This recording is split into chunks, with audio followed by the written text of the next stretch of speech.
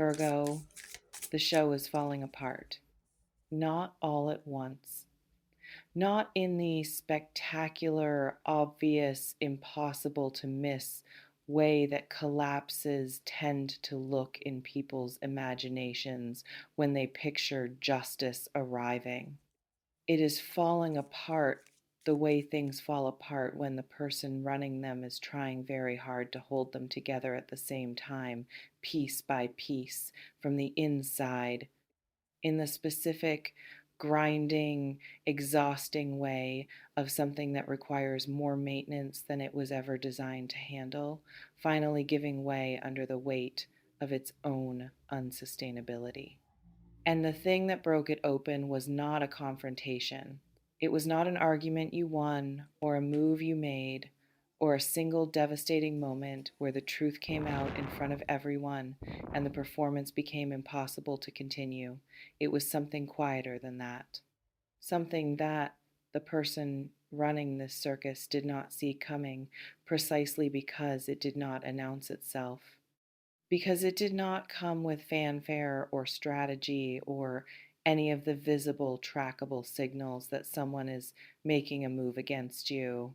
It was simply a fact, one fact, the only fact that actually mattered in the entire architecture of what they built, and you proved it without trying, without knowing you were proving it, without a single moment of conscious intention directed at dismantling anything. You just lived your life with the kind of quiet, consistent, completely authentic truth that cannot be argued with because it does not make an argument. It simply is. And that single, quiet, undeniable fact is now pulling at every thread of the performance they constructed around you. Stay with me. Because what came through when I sat with your energy today arrived with a vividness and a specificity that I want to make sure reaches you in its full detail. You need to understand exactly what is happening right now, all of it. Let me describe the circus first, because you need to see it clearly what it was made of, what it was designed to do before you can fully appreciate what it means that it is coming apart. This person built something over a period of time that is longer than they would be comfortable admitting. They assembled a performance around their relationship to you, a production, complete with a cast, a script, an audience, and a very specific set of rules about what could and could not be said and when and by whom. The cast was the people around them who were recruited into the story, friends, mutual connections. Anyone whose presence in the orbit of this situation could be leveraged to reinforce the version of events that this person needed everyone to accept. The script was the narrative about you, about who you were and what you had done, and what your role was in the story of their life. A narrative constructed with just enough truth in it to be convincing and just enough distortion in it to serve the purpose it was built to serve, which was to make this person look reasonable, justified. The sensible party in a situation that they had in reality complicated considerably through their own choices. The audience was everyone watching, and the show was everything they did and said in front of that audience to maintain the impression they needed to maintain. It was a lot of work, and the person doing that work was exhausted by it before you proved anything. Let me tell you about the only point that matters. Because in any structure built on performance rather than truth, there is always a load-bearing lie. One central thing that, if it is disproven, makes everything else impossible to sustain. One fiction that the whole architecture depends on to hold its shape. Remove it, and the walls do not simply develop cracks, they lose their reason to stand. In this person's circus, that load bearing lie was something specific about you. It was a version of you that they needed other people to hold in their minds, a particular picture. Maybe it was that you were the unstable one, the dramatic one, the one who could not be trusted to handle things with the kind of composure and clarity that serious, respectable people bring to serious situations. Maybe it was that you were the one who needed them, that without their presence, their support, their particular role in your story, you would falter, that the dynamic between you was one where their value was essential and yours was optional. Maybe it was that you were done, over it, finished in a way that would make anyone observing feel comfortable accepting the narrative they were selling about why things were the way they were. Whatever the specific shape of it, that picture was the foundation. And then you did something that made the picture impossible to look at with straight eyes. You proved the only point that matters. And I want to be precise about what I mean by that, because the point is not what most people would assume when they hear the phrase. You did not prove that you were right in some specific disagreement. You did not produce evidence that disproved a specific claim. You did not stand in front of anyone and make a case for yourself using logic and receipts and the careful, meticulous construction of a counter-argument. You proved something simpler and more devastating than any of that. You proved that you are fine. Not fine in the dismissive, I am doing great actually way that people perform when they are not actually fine and want the other person to know it, but fine in the real sense, steady, whole, moving through your life with a quality of groundedness and self-possession that makes the version of you in this person, constructed for their audience, impossible to recognize in the actual human being in front of them. The version they needed people to see was someone diminished by whatever happened between you, someone whose absence of them was visible, someone who confirmed by their behavior and their energy and the trajectory of their life that the story being told about them was accurate. You are not that person. You were never that person, and people can see it now. Let me walk into the specific way the circus is coming apart, because it is happening in stages, and each stage carries its own significance. The first thing that cracked was the cast. The people who were recruited into this performance did not all sign up knowing they were signing up for a performance. Most of them were simply told a story by someone they had reason to trust and accepted that story as the framework for understanding a situation they were not directly part of. They were not villains. They were audience members who became minor cast members without fully understanding the production they had walked into. Those people are now encountering the actual you, either directly or through what is reaching them about your life and your choices and the specific quality of who you are becoming in this chapter. And what they are encountering does not match the character they were handed a description of. And when the character does not match the description, thoughtful people start asking questions about the description. The second thing that cracked was the script, because a script built on a version of someone who no longer exists, or who, more accurately, never existed in the form it was written, requires constant revision. Every time reality contradicts the narrative, someone has to patch the hole. Every time you do something that does not fit the character you were assigned, this person has to explain it away, contextualize it, offer an alternative reading that keeps the audience in the story they were sold. That is exhausting work, and it is getting harder because you keep being real in ways the script cannot account for.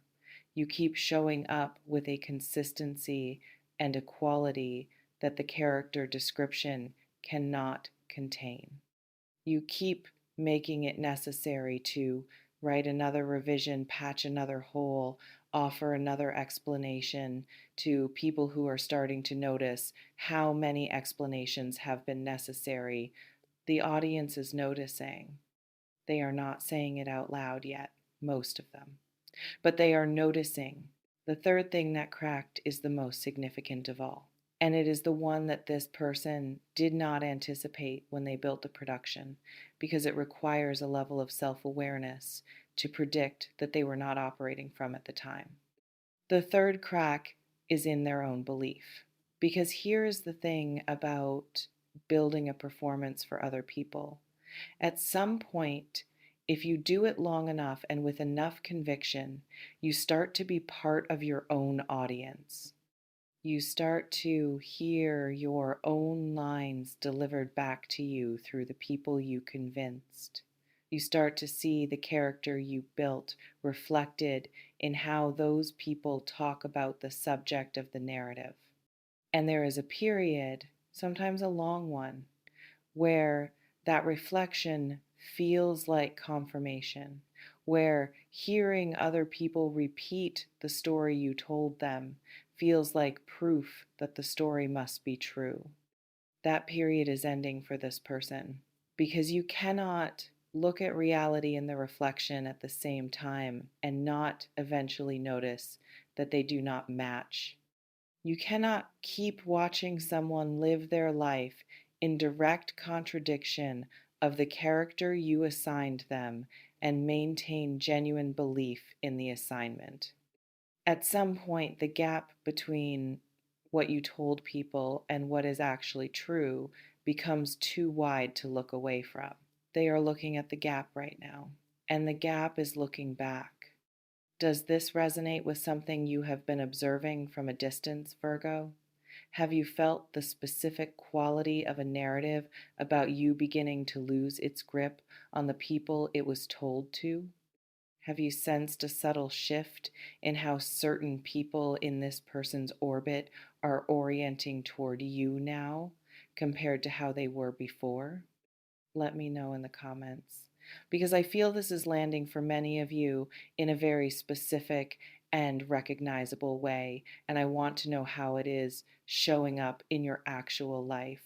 Now, let me speak to the person running this circus, because their interior experience right now is the most important thing in this reading for you to understand. Not because their experience should be your primary concern, but because understanding it fully is going to help you navigate the next portion of this with the precision that only comes from having the complete picture. They are tired, deeply bone level tired in the way that only comes from spending a significant amount of time and energy maintaining something that requires constant effort to keep upright. The circus was never low maintenance. Performances never are. They require presence and attention and the continuous application of will to keep all the pieces moving in the right direction at the right time. That is a full-time job, and they have been doing it on top of everything else their life requires of them. But that is the practical exhaustion. The surface level of it, underneath the practical exhaustion, is something more significant, something that the circus was partially designed to prevent them from having to feel. Because when you are busy performing, when you are busy managing a narrative and an audience and a script, you do not have quiet. And quiet is dangerous for someone who is carrying something they have not been willing to sit with directly. The circus gave them noise, constant, managed, purposeful noise that filled the space where the truth would otherwise have room to make itself heard. The circus is quieting now, and in the silence that is starting to open up, the thing they have been outrunning is waiting. Inhale. What is waiting for them in that silence is you, not the character from the script, not the constructed version built for the audience, but the actual you, the one they know from whatever real experience exists between you that predates all of the performance, the one they cannot fully revise out of their memory no matter how many drafts the script goes through, because some things simply do not respond to editing. And the actual you, held in their quiet moments against the character they have been publicly maintaining, is not the same person. They know this. They have always known this. The circus was never really about convincing other people. It was about convincing themselves, and it is not working. Let me speak to what happens when a person's own production stops convincing them, because this is the pivot point of this entire reading, and I want you to understand it completely. When the performance stops working internally, the person has two options. The first option is to increase the noise, to double down on the production, to add more cast members and more elaborate set pieces and more revised drafts of the script until the volume of the circus drowns out the quiet again. Some people choose this, and for a period of time, it works in the limited way that avoidance always works. It delays rather than resolves. The second option is to let the circus go, to step off the stage, to stop maintaining something that was costing more than it was giving and was delivering less convincing results with every passing day. To stand in the quiet and allow what has been waiting in the quiet to finally be looked at directly. I feel this person approaching the second option, not there yet, not ready to step fully off the stage in a single movement, but approaching it with the specific quality of someone who is too tired to keep running toward the noise and has started, despite themselves, to slow down. When they stop running, Virgo, what they are going to be facing is the only point that actually matters. You, real, whole, undeniable, exactly as you have always been. When they stop running, Virgo, what they are going to be facing is the only point that actually matters. You, real, whole, undeniable, exactly as you have always been. Let me speak to the people in your world who have been watching this from the outside, because they carry something in this reading, and I feel it is worth naming. There are people close to you who watched you navigate the period when this circus was at its loudest, when the narrative being run about you had the most traction and the performance was at its most polished and convincing. Those people saw what it cost you to move through that period with the quality of dignity you maintained. They saw you refuse to match the energy of the production being run in your direction. They saw you choose, repeatedly and without making a display of it, to simply be who you are rather than react to the character you were being assigned.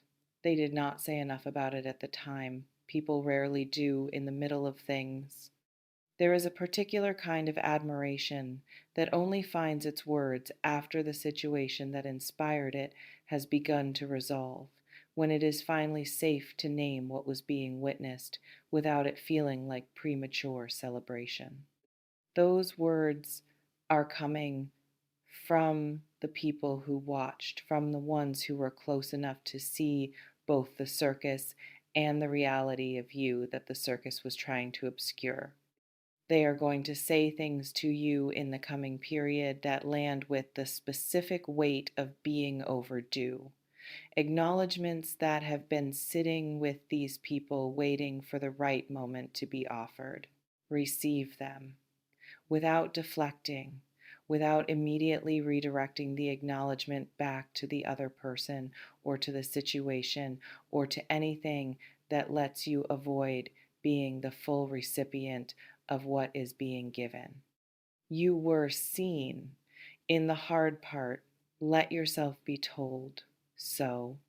I want to speak to something before I close this reading because I feel it sitting underneath your energy in a way that deserves direct acknowledgement. Part of you wants the collapse of this circus to be visible, wants it to happen in a way that is public and clear, and leaves no room for anyone who watched the performance to miss the moment when it came apart. That is a human response. It is the natural desire for a vindication that matches the scale of what was constructed against you. I want to say something honest about that. The most complete vindication is not always the loudest one. Sometimes it is simply the one where everyone who needs to understand what is true eventually understands it. Not in a single dramatic moment, but through the slow accumulation of reality, contradicting the narrative until the narrative cannot hold its shape any longer. That process is already happening. It does not require your participation to continue. It does not need you to push or accelerate or make sure anyone notices.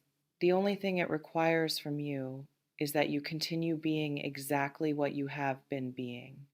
The single, quiet, undeniable fact that broke the load-bearing lie. The you that keeps proving the only point that matters. That is enough. It has always been enough, and it is doing more work on your behalf right now than any argument you could construct or any confrontation you could initiate. Let it work. Leave me a comment below. Tell me what role you were assigned in their script. Tell me what the character description said about you that had absolutely nothing to do with who you actually are. Tell me what you did quietly, without planning it, that made the character impossible to maintain. I read every single word, every comment, every story, every piece of what you share with me matters. Until next time, Virgo, you proved the only point that matters, not for them, not for the audience, for yourself, and that is the proof that never expires.